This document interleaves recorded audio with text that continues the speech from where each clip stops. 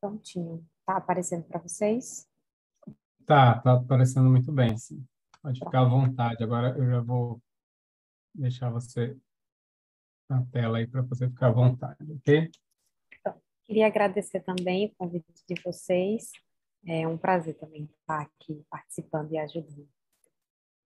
Então, a solicitação da aula, né, que me foi solicitado, o tema que me foi solicitado foi o manejo do paciente com suspeita de TEP. Então, já havia sido abordado em outra ocasião tromboembolismo venoso, né, a TVP, propriamente dito, então eu vou abordar mais mesmo o TEP, voltado para o TEP. Meu nome é Camila, para quem não me conhece, eu sou médica anestesista, então vamos lá.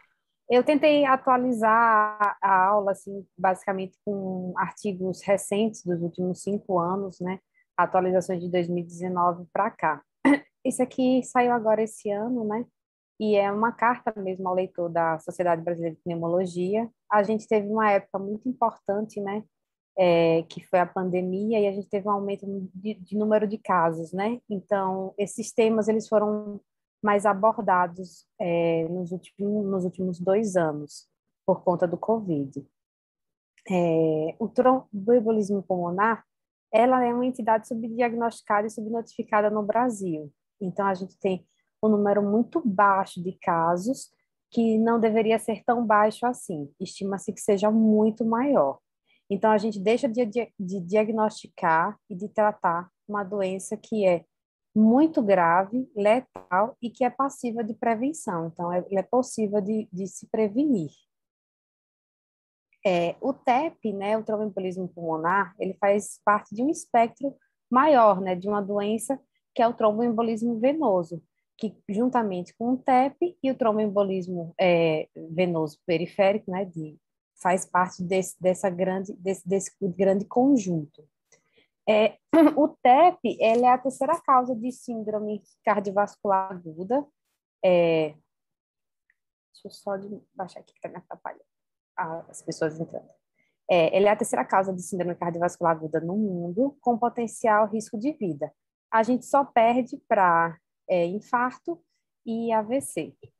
E há um alto índice de mortalidade, sendo que aproximadamente 34% dos pacientes acometidos morrem, ou subitamente, ou poucas horas após a primeira manifestação, não sendo possível nenhum tipo de tratamento.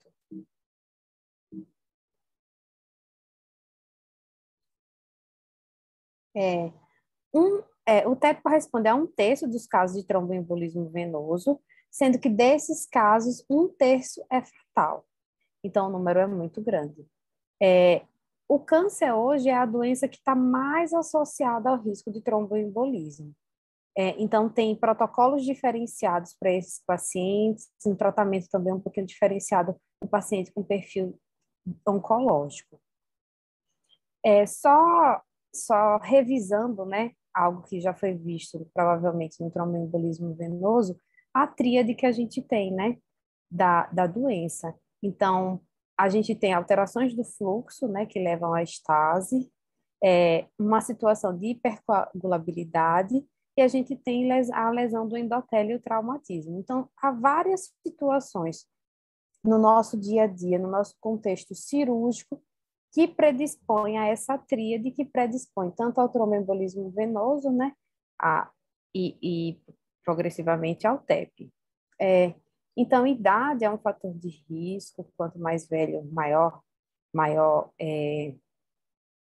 essa alteração, por conta dessa alteração de fluxo mesmo venoso, imobilização maior que 3 dias ou inatividade física em pós-operatório, AVC, fratura de quadril ou joelho, cirurgia geral de grande porte, mais de 45 minutos, traumatismo grave, lesão de medula, imobilização de extremidades com gesso e órtese, viagens prolongadas, gravidez, insuficiência cardíaca congestiva, varizes, DPOC, queimadura, dentre outras situações.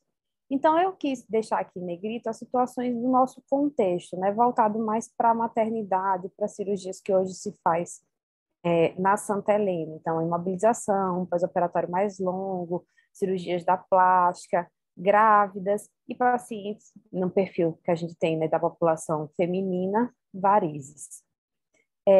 Situações que levam à lesão do endotélio, traumatismo, idade avançada, então a partir dos 40 anos, sendo que esse risco ele dobra a cada década, tabagismo, antecedentes tromboembólicos conhecidos, traumatismo, cirurgias e catéteres venosos. E situações de hipercoagulabilidade, como neoplasias, tratamento de trombofilias hereditárias ou adquiridas, obesidade. Hoje a gente tem um surto, né? É uma pandemia, é uma doença que tem crescido muito, é a obesidade. O uso de contraceptivos orais contendo estrogênio, agora muito usado também reposição hormonal, gravidez, tabagismo, doenças infecciosas agudas, síndromes nefróticas, doenças inflamatórias. Novamente, negrito, nessas situações, eu risquei as situações que a gente está mais comumente envolvidos no nosso perfil de paciente na maternidade, no Hospital Santa Helena. Então, o que é o TEP, né? O TEP é uma obstrução de uma ou mais artérias pulmonares, né? Onde a gente tem o coágulo que obstrui as artérias, né? E geralmente esse coágulo ele vem de uma trombose venosa profunda das extremidades inferiores. Então, geralmente o paciente faz uma trombose venosa que evolui para um TEP. Quais são os sinais clínicos de TEP? Eles são muito inespecíficos. Então, as queixas são dispneia, dor torácica, hemoptise, síncope ou pré-síncope. Qual é o paciente no pós-operatório, por exemplo, de uma cesárea que não tem uma pré-síncope, né? Qual é o paciente gestante que não tem uma dispneia? Às vezes algum grau de desconforto torácico. Então, são sintomas muito inespecíficos e difíceis de diagnóstico. E tem alguns casos que os pacientes são assintomáticos e descobrem acidentalmente, né? Fazendo, às vezes, algum exame que é descoberto. Na nossa avaliação clínica, quando a gente vai avaliar um paciente com suspeita de TEP, há algumas coisas na clínica e nos exames que a gente vai solicitar e que a gente vai visualizar. Então, é um paciente que provavelmente ele vai ter algum grau de hipoxemia, sendo que menos de 40% tem a saturação normal. Então, a gente vai ter 60% dessa população apresentando algum grau de hipoxemia. Alguns pacientes jovens, por conta de uma capacidade pulmonar e funcional muito boa, às vezes eles não apresentam essa hipoxemia. Então, isso também não descarta diagnóstico. A hipocapnia também ela é comum. A gente vai ter exames como radiografia de tórax e eletrocardiograma, que serão solicitados de uma forma geral no protocolo de investigação, mas não dão nem diagnóstico, nem excluem a doença, porque eles vão trazer apenas achados inespecíficos. Há algumas alterações que são muito específicas, né, que a gente chama até de patognomônico da doença, porém elas são bastante raras e a gente não vai ver com frequência. Uma coisa que chama muita atenção e que inclusive está nos protocolos, né, de suspeita de TEP ou não, que eu vou mostrar para vocês mais à frente, é a taquicardia. Então, sempre esse paciente vai apresentar taquicardia. Taquicardia é um sinal que chama bastante a atenção da gente. E não é uma taquicardia com frequência cardíaca só acima de 100, não. Frequências cardíacas um pouco menores já fazem a gente suspeitar associado aos outros sintomas clínicos. Porém, no pós-operatório de cirurgias, eventualmente a gente vai ver condições que levam o paciente a taquicardia. Então, continua sendo um sintoma também bastante difícil de diagnóstico e de suspeição, né? De suspeita de TEP. Algumas arritmias atriais também estão, principalmente a fibrilação atrial, está relacionada também a alterações cardíacas, né? Eletrocardiográficas do paciente com TEP.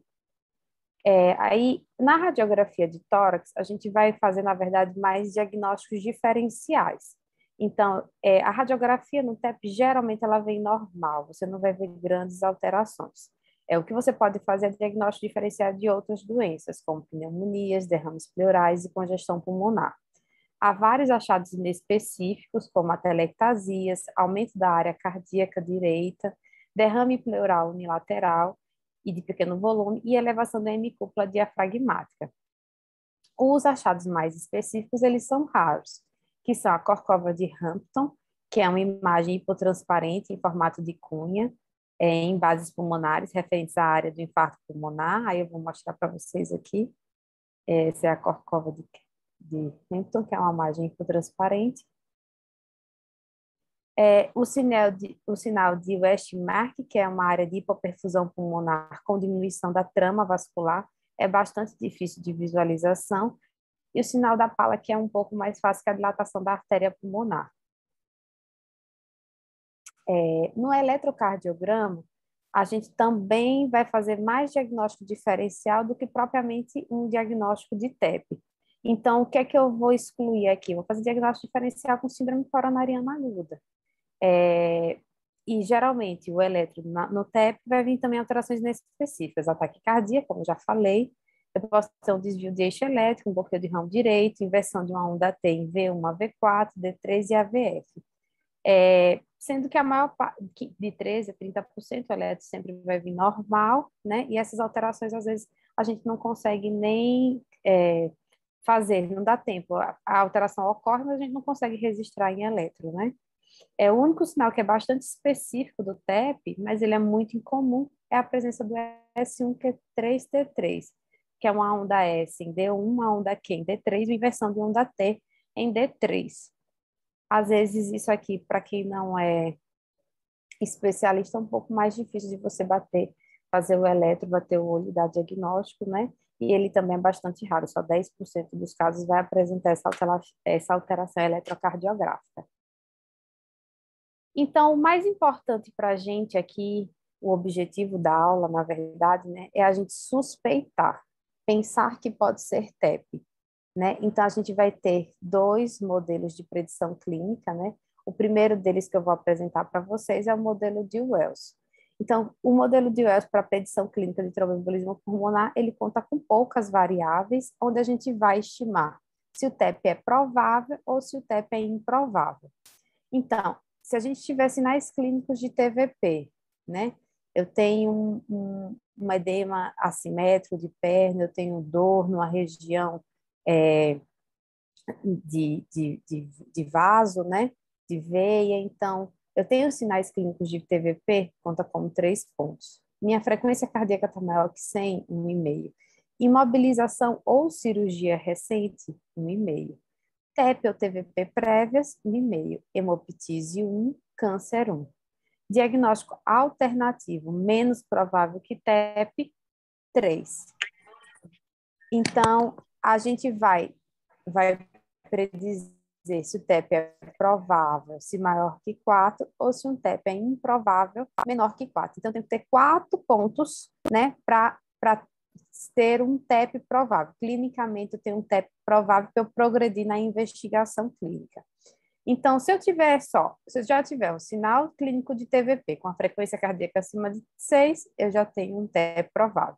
Se eu tiver uma frequência cardíaca com uma imobilização, já me dá 3 pontos. Eu precisaria de um outro critério, né, para poder ter um TEP provável. Então, isso aqui é um dos modelos, né, e aí a gente vai ter um outro um pouco maior, mas que basicamente também fala dos mesmos, né, vai trazer as mesmas coisas que a gente trouxe no outro.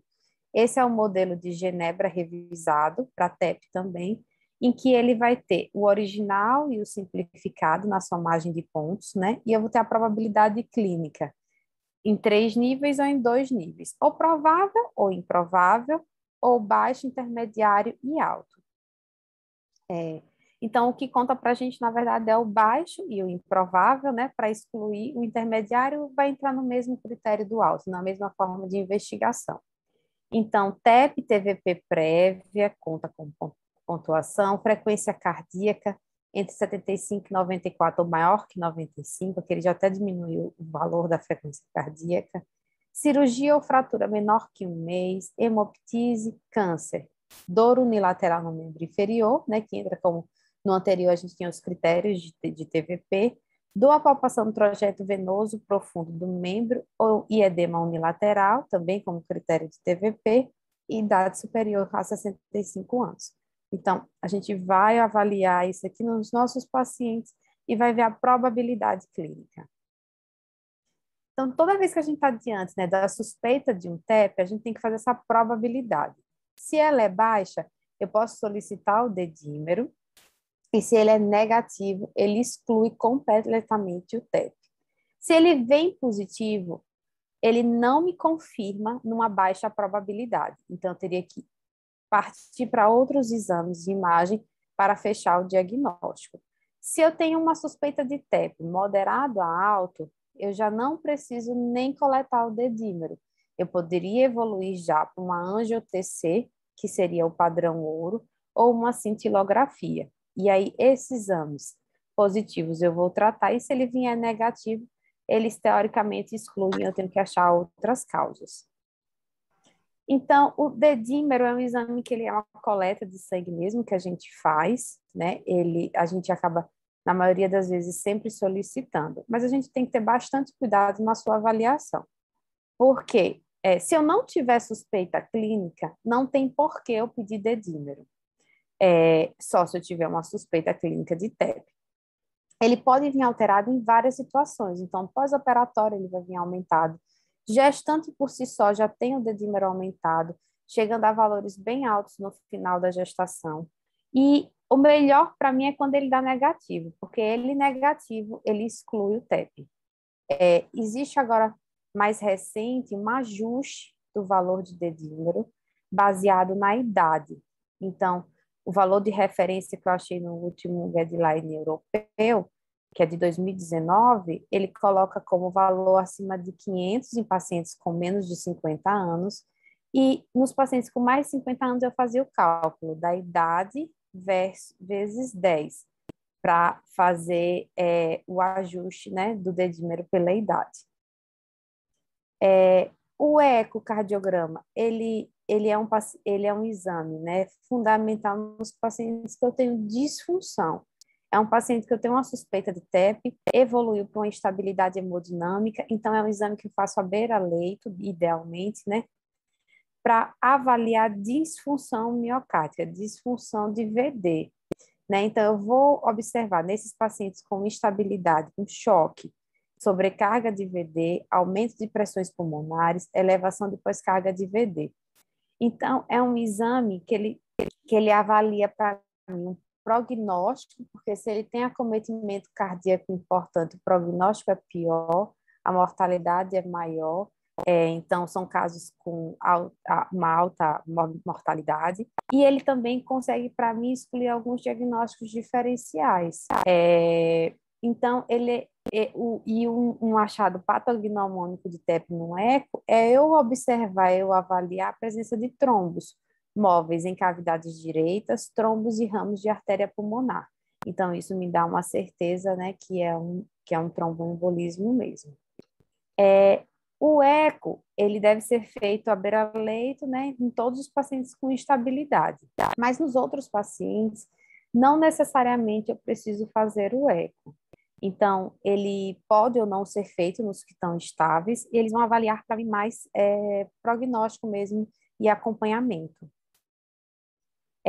Aqui eu trouxe algumas alterações, né, que é mais para o especialista mesmo, isso é mais para o cardiologista, em que ele vai observar várias alterações, né, que vão estar presentes num infarto, né, de VD, na verdade, na sobrecarga de VD causado pelo tromboembolismo pulmonar.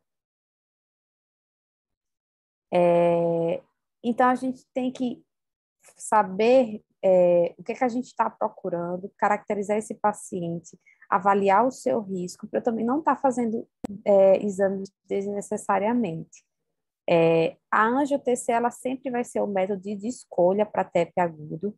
Então, aquele paciente que eu tenho um risco intermediário a alto para TEP, ele vai vir para a angio-TC, para confirmar o diagnóstico, avaliar a extensão e a gravidade desse TEP. A cintilografia de perfusão, ela é um outro exame que ele substitui a angio-TC. Geralmente nos pacientes com alergia, às vezes nos pacientes gestantes e na insuficiência renal grave também, é, por causa do uso do contraste. E o diagnóstico, ele se fecha mesmo quando eu tenho a probabilidade intermediária alta, mais uma angio-TC com presença de trombo. Se eu tiver um paciente que ele tem uma suspeita muito grande de tromboembolismo pulmonar, e eu tenho um exame, um angio-TC ser negativa, eu continuo investigando esse paciente e eventualmente eu também trato ele, até fazer outros diagnósticos diferenciais pelo risco de gravidade da doença e de mortalidade também. Então, a gente sempre vai fazer a angio-TC, né, para estratificar o risco clínico desses pacientes e confirmar o diagnóstico. Há algumas alterações no exame que eles vão me prever risco de óbito precoce, como abalamento do septo interventricular, carga embólica e relação VD e VE. Quando o VD se torna maior que o VE, isso aqui me leva a um risco mais aumentado de óbito e é definido como, né, morte durante a internação ou até 30 dias do diagnóstico de TEP. A única contraindicação absoluta da angio-TC é a alergia ao contraste. Nesses casos, a gente pode optar por cintilografia, angiorressonância ou angio-TC com gadolínio ou ultrassom Doppler de membros inferiores seriados. Mas pacientes que têm relatos de alergias leves a moderadas, a gente pode cogitar fazer uma pré-medicação para uma dessensibilização e fazer a angio-TC. Aqui é uma imagem, né, de angio-TC, onde a gente observa o trombo em várias artérias pulmonares. Como é o tratamento dos nossos pacientes com suspeita de TEP? Então, inicialmente, eu tenho que ver como é que clinicamente esse paciente vai se apresentar para mim, né? Se é num contexto perioperatório, é no contexto pós-operatório, e como é que vai estar hemodinamicamente esse paciente. Então, sempre eu vou fazer uma suplementação de oxigênio, se caso a saturação dele esteja menor que 90. Idealmente, a gente deve fazer essa suplementação sempre que for possível e tolerada pelo paciente, com catéter de baixo fluxo ou máscaras de alto fluxo.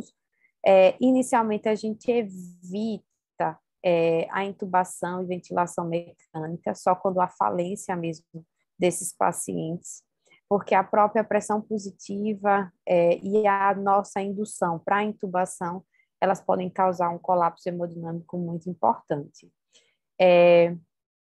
A correção da hipoxemia nem sempre é possível, porque às vezes a gente precisa reperfundir esse pulmão para chegar ao oxigênio. Então, existe aqui uma avaliação, né, da gravidade desse TEP, né? Se é possível ou não essa correção. A falência de VD, né, é o grau mais grave, né, de evolução, que o paciente evolui para choque mesmo, nas nossas mãos, né, principalmente para tromboembolismos maciços ou submaciços. Então, esse paciente é um paciente que eu tenho que ter um pouquinho mais de cuidado. É um paciente que ele não tolera volume, então eu tenho que fazer volume com bastante cautela. Eventualmente, eu vou precisar do uso de vasopressores como noridobuta, né, e doses que a gente vai tateando de acordo com a instabilidade cardiovascular dele. E hoje há também o uso de ECMO em algumas situações, mas isso eventualmente não é disponível aqui no nosso meio e são casos excepcionais. A anticoagulação. Então, eu suspeitei de TEP, a primeira coisa que eu vou fazer é anticoagular esse paciente. Antes mesmo, às vezes, de ter a comprovação da doença, de ter os exames. A gente solicita todos os exames, mas a gente começa a anticoagulação antes de qualquer resultado. Então, o mais rápido possível, sempre que a gente tiver um paciente com intermediário ou alta probabilidade. No nosso meio, que a gente usa mesmo para tratamento de TEP é a heparina. É o Clexane, a enoxaparina subcutânea. A gente vai fazer a dose, né, o tratamento de anticoagulação plena ajustada pelo peso. Outras opções é o fondaparinux, também é uma heparina, né, de menor peso molecular, e ambas têm menor risco de sangramento e trombocitopenia comparadas com a heparina não fracionada. A gente também, o Clexane hoje, a enoxaparina, é uma medicação que a gente não precisa de controle, né? Então, ela é de fácil aplicação e de fácil início, né, de tratamento. Já a heparina não fracionada, a gente acaba deixando para fazer nos pacientes que eles estão em instabilidade hemodinâmica, que têm insuficiência renal crônica com clírice menor que 30, e obesos graves também a gente acaba optando pela heparina não fracionada, mas a gente tem que fazer a dose de bolos, manutenção venosa, a aplicabilidade dela é mais difícil. Toda vez que a gente começa o tratamento do TEP, do TVP, a gente sempre vai pensar em começar com Clexane, né, com a enoxaparina.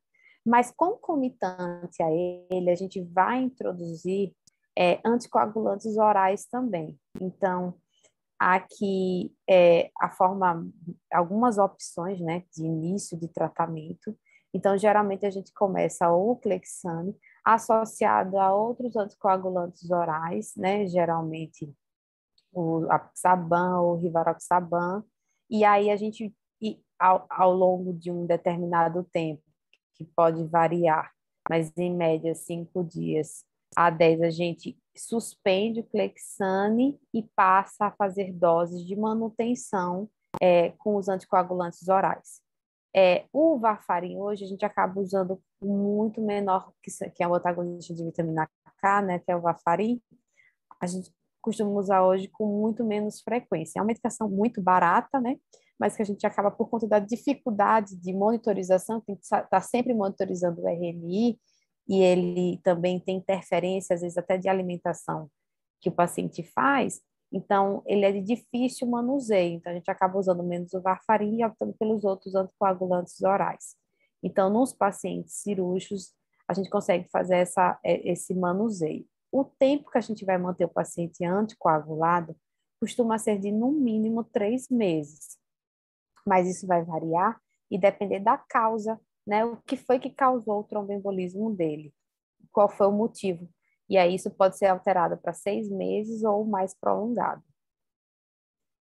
A trombólise sistêmica. A trombólise sistêmica ela pode ser feita à beira-leito, idealmente, né, deve ser feita em unidade de terapia intensiva, mas nem sempre a gente consegue fazer a trombólise na UTI. Às vezes a gente tem que fazer, né, antes do paciente ser manejado para a UTI.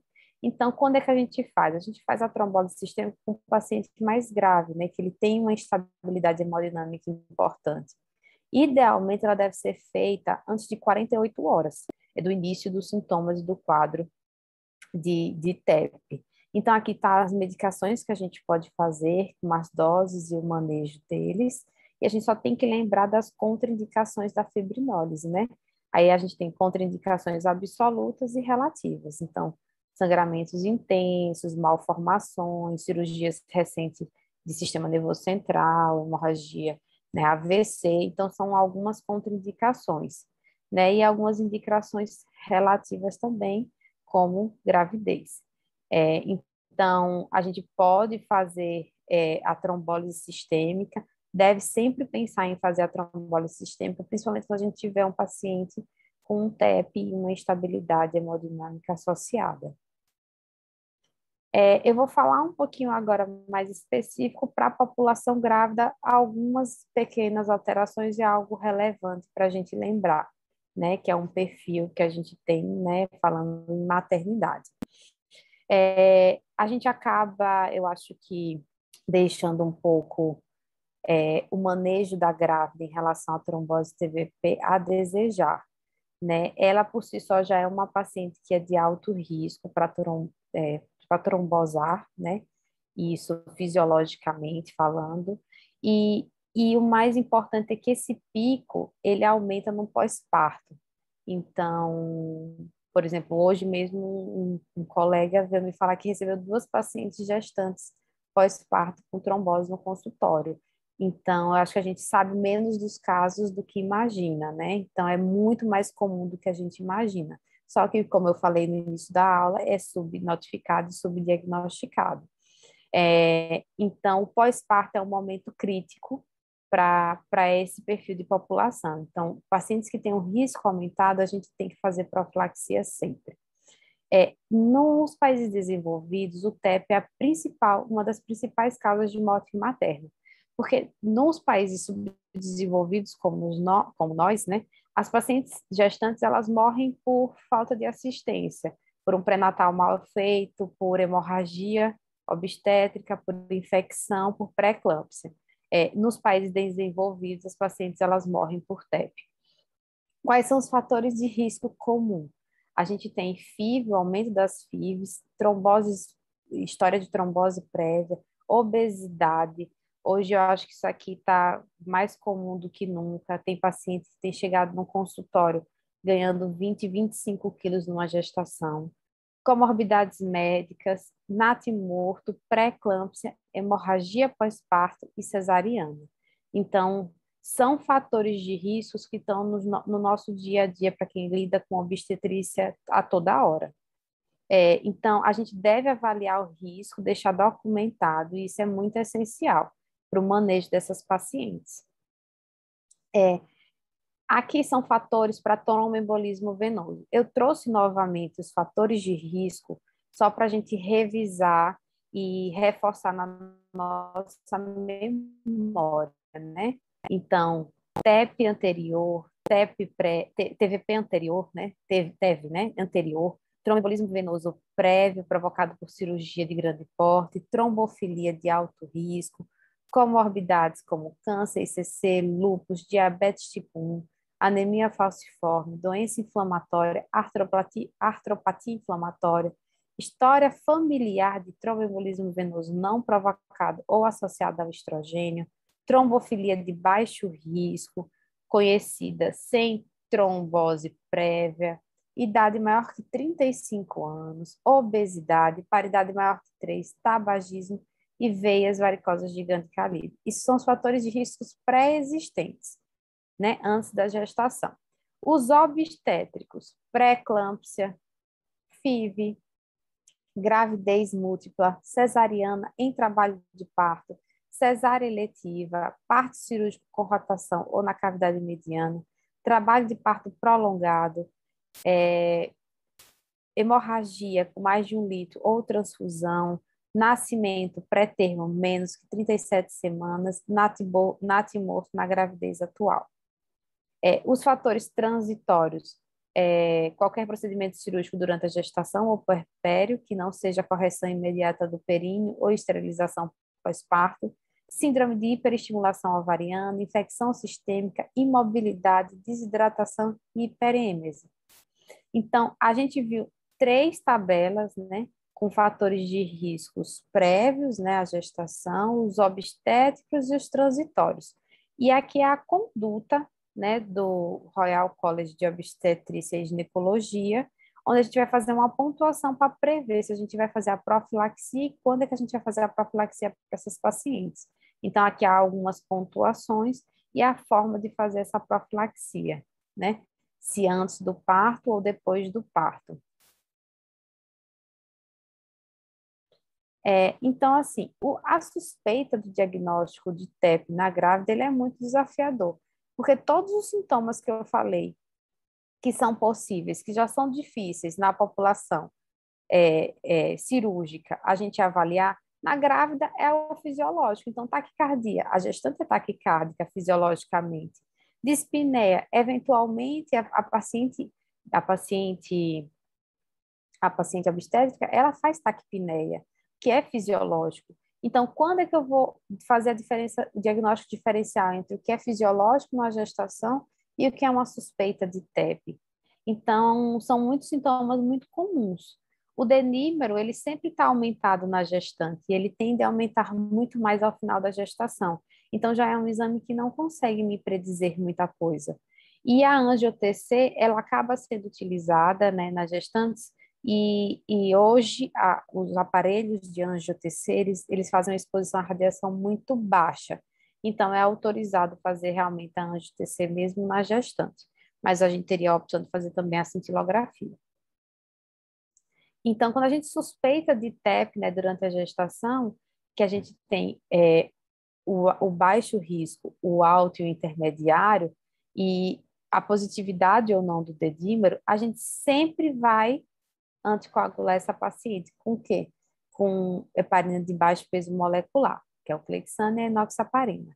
A gente vai acabar sempre pedindo, né, de protocolo, o raio-x de tórax e fazendo um ultrassom de membros inferiores para dar diagnóstico de trombose. Trombose presente, a gente vai iniciar a terapêutica, né, predizer o risco de mortalidade, acompanhar essa paciente e o manejo dela, né, se foi antes, né, do nascimento, pós-parto, né, em qual foi o momento, né, da gestação que isso aqui ocorreu. E a gente vai fazer um manejo multidisciplinar disso daqui. Se a trombose não foi confirmada, a gente vai ter um raio-x normal, a gente pode pedir uma angio-TC, uma cintilografia. Um raio-x anormal, eu vou partir para uma angiotomografia. Se ela vier positiva, confirma os diagnósticos, né? Negativo, se o angio-TC negativo, exclui a possibilidade de diagnóstico. E se mesmo assim eu achar que essa paciente tem um alto risco, eu vou dar continuidade à investigação e o tratamento, fazer diagnósticos diferenciais. O Clexane, né, a pena de baixo peso molecular, ela sempre é a melhor opção para a gestante. A forma de tratamento da gestante, as doses também, é igual da não gestante, né, do paciente não gestante. Só que a gente não faz uso dos anticoagulantes orais, nem da fandoparinux, porque eles atravessam a placenta. A gente vai ter que ter um manejo dessas pacientes com anticoagulação plena para a suspensão e reintrodução antes e após o parto. Então, quando a gente está em uso de dose plena de Clexane, né, a gente tem que suspender pelo menos 24 horas antes do bloqueio da anestesia, e a gente vai retornar pós-procedimento e reintroduzir até 6 horas depois. Chamando a atenção que essas pacientes, elas devem estar com uso de meias, né, de profilaxia anti-trombose, meias elásticas, e às vezes nesse manejo aqui de retirada da medicação e retorno da medicação do Clexane, a gente pode usar aquelas meias também pneumáticas, né, que às vezes o pessoal da plástica costuma até usar, a gente pode usar nessa transição aqui também. Pronto, pessoal. A aula, acho que gastamos uns 30 ou 40 minutos. Era isso que eu tinha para falar para vocês em relação à TEP, né? Eu trouxe mais ou menos o manejo, de uma forma geral, dos pacientes cirúrgicos e um pouquinho também da gestante. Eu não sei se eu fui um pouquinho rápida. E aí, a última mensagem que eu queria deixar para vocês é que sempre é melhor prevenir do que remediar. Então, a gente tem que aprender a identificar o risco, definir o risco, fazer a profilaxia, identificar precoce os pacientes com diagnóstico e tratar. É isso. Obrigada. Primeiramente, quero pedir desculpas por não ter introduzido e apresentado a doutora Camila e agradecer a sua disponibilidade e participação para a gente. Marcos, obrigado por ter iniciado, teve uma intercorrência no final do plantão e eu não consegui chegar em tempo hábil. Então, mais uma vez, agradecer sua disponibilidade, a aula é excelente e ratifica aquilo que a gente precisa e lida no dia a dia, né? A gestante e a puérpera, principalmente, vivem em um estado de hipercoagulabilidade crônica. E diagnóstico, a presunção da existência e seguir os protocolos, principalmente, que é o que a gente tem como protocolo para gestante, que é o do Royal College of Obstetricians and Gynecologists. Ele salva vidas, até porque o uso do Clexane somente em 2% de sangramento. Então, se você comparar isso com a incidência de TEV, né? A gente falou especificamente de TEV, porque a gente já teve aula de TEV anteriormente. Você tem um alcance em termos de prevenção e tratamento dessas pacientes com um índice de morbi-letalidade muito menor e como você mesma muito bem falou, nos países desenvolvidos, essa é a principal causa, e não as causas dos países desenvolvidos como os nossos, que são sangramentos e síndromes hipertensivas. Então, assim, eu abro para a discussão. Marcos, se quiser falar mais algumas palavras, novamente pedindo desculpas e lhe agradecendo a abertura em função da minha intercorrência no finalzinho do plantão. Não, tranquilo, Márcio, Obrigada. tranquilo. Eu queria agradecer de novo, né, Camila? Foi ótima mesmo a discussão, a aula foi bem sucinta, bem direta, isso é importante.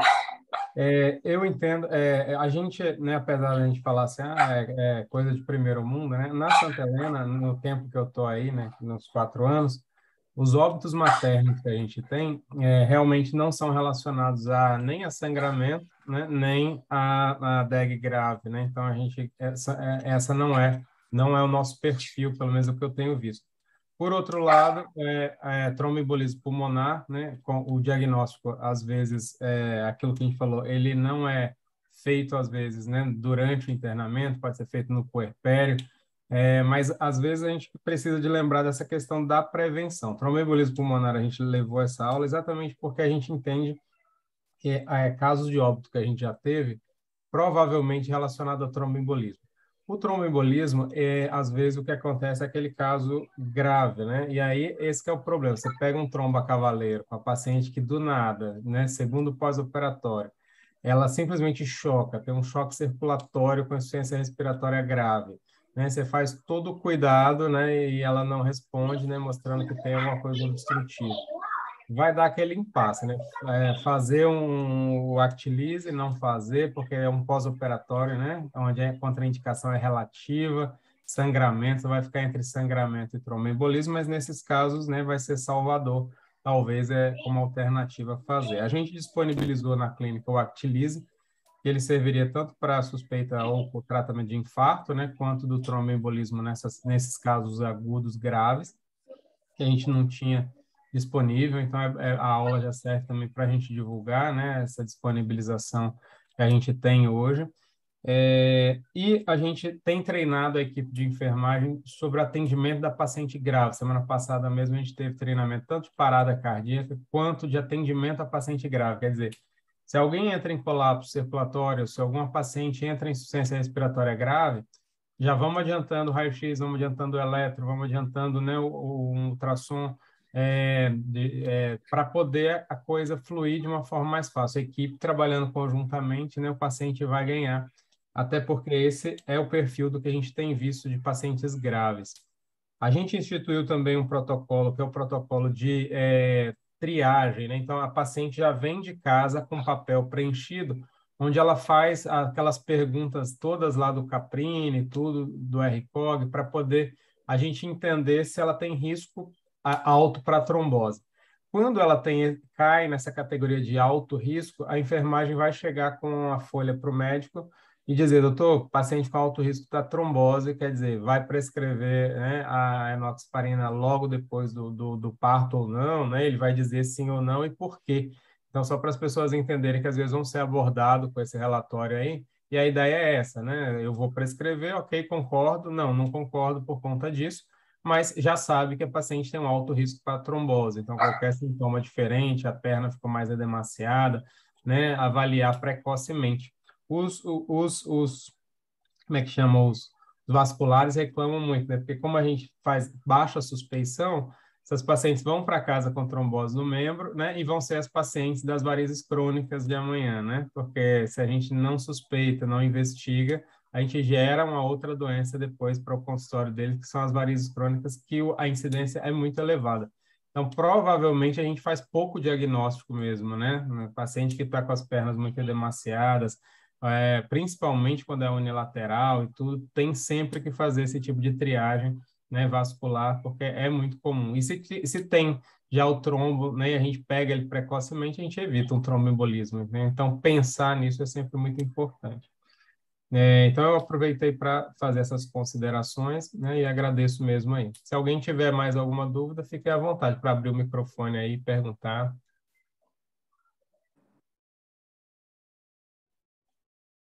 A doutora Silvia está tentando perguntar aí, mas eu não estou conseguindo ouvir. Lembrando que enquanto ela tenta entrar aqui, a gente cadastrou no sistema MV as doses já dessas medicações, tanto para infarto, para tromboembolismo, a forma de fazer, né, do Actilise, tudo que já facilita um pouco na hora da prescrição, né, as doses profiláticas, as doses de tratamento de heparina, a gente já deixou meio mastigado lá e aí já facilita na hora de prescrever, né? Eu preciso de uma droga, nunca usei noradrenalina, já está tudo meio mastigado, né? Então, quando estiver na dúvida no centro cirúrgico, vá para o sistema e imprime lá, que vai sair com as doses já certinho. Ninguém tem alguém que fazer alguma pergunta? Aproveitar a oportunidade que a doutora Camila se dispôs a nos apresentar essa aula. Eu acho que não tem, não vai conseguir Não, mesmo, até não. porque a aula foi muito clara, pragmática e muito fácil mais uma vez agradecer, Camila, pela disponibilidade. Eu acho que é só para a gente ter adesão dos colegas, os protocolos estão aí, as doses, está tudo muito mastigado mesmo, como o Marco está falando, para praticamente tudo. Você entra no MV, você tem, dentro do que você coloca, você tem já as doses da medicação para o que você precisar. Eu citar o exemplo de abortamento, de indução de abortamento.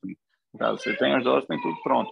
Mesma coisa para essas medicações que a gente vai usar, caso haja necessidade dessa paciente grave com suspeita de tromboembolismo. Então, a gente quer que haja a adesão do colega, haja a adesão do usuário médico da Clínica Santa Helena a esses protocolos para a gente possa ter cada dia mais uma melhor assistência. De qualquer maneira, mais uma vez, obrigado, Marcos. Obrigado, Camila. Obrigado a quem participou e teve o privilégio de assistir a aula. Uma boa noite. E eu acho que no final do mês aí a gente tem a doutora Patrícia com mais uma aula para a gente encerrar. Não, ainda tem novembro. Para a gente dar continuidade à programação de educação continuada que a gente tem tido durante esses últimos anos. Doutora Camila, muito obrigado. E Obrigada sempre que eu precisar, eu corro atrás de você, viu? Porque sua aula foi excelente. Boa noite. Obrigada, boa noite. Boa noite, Marcos. Boa noite. Obrigado, boa noite. Boa noite. Tchau.